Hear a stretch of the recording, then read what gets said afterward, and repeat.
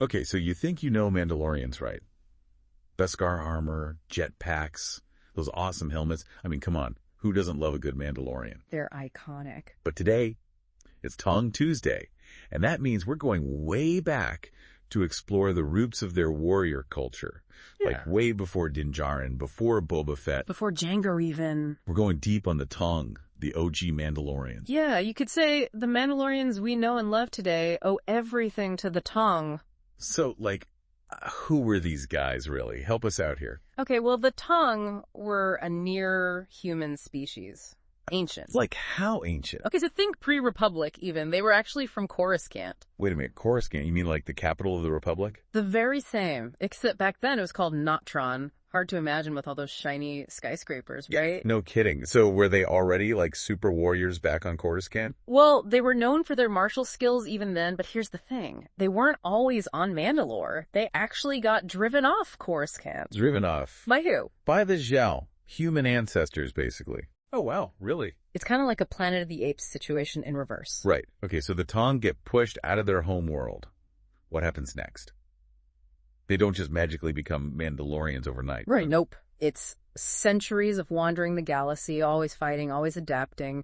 They become this hardened warrior culture shaped by hardship. So that's where we get the whole Mandalorian warrior reputation from. Exactly. It's all about survival. They had to be tough, they had to be resourceful.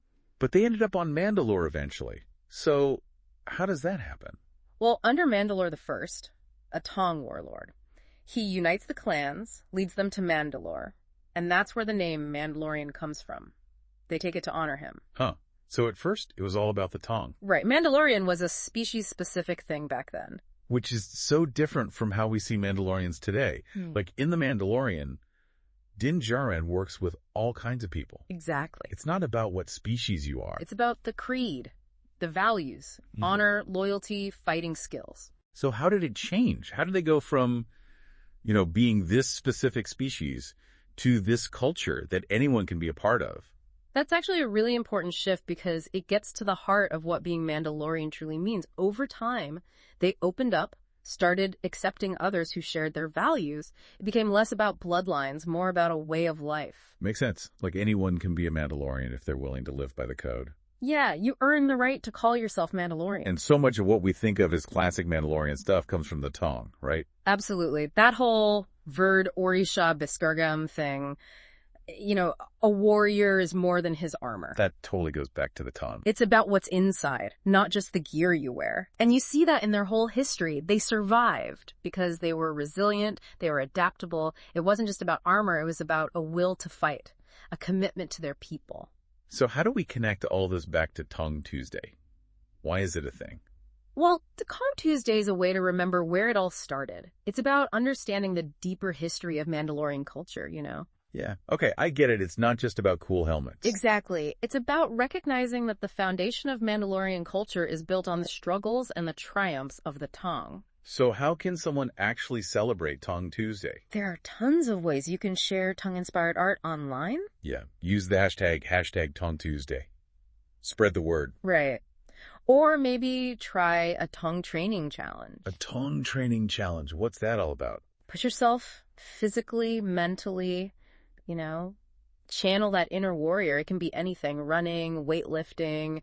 Some folks even do weapons training. And hey, after a good workout, a Mandalorian-inspired meal would really hit the spot. Absolutely. Some fans have even come up with recipes for Taung-inspired dishes. And drinks too, right? Like something called Nectar of Kut Ranger to honor their war god. That's right. So there you have it. Art, fitness, food, all inspired by the Taung. But hey, before we go, there's something I've been thinking about. The Taung were one species, right? But Mandalorians today, they're all about inclusivity. How did that happen? How does a warrior culture based on one species become so open to everyone? It's a really interesting question. Maybe it's because at its core, Mandalorian culture recognizes that strength comes in many forms. Sure, there's the physical strength, the combat skills, but there's also the strength of character, resilience, adaptability, loyalty. And those are qualities that anyone from any species can possess. So maybe that's why it resonates with so many people. It's not just about being a badass. It's about something deeper. Exactly. And that's something worth thinking about this Taung Tuesday. Great stuff. Thanks for taking us on this deep dive into Tang history. My pleasure. Always happy to talk about Mandalorians. And for all you listeners out there, keep that Tang spirit alive. Keep exploring. Keep learning. The galaxy's a big place, and there's always more to discover about the Mandalorians. Until next time, may the Force be with you.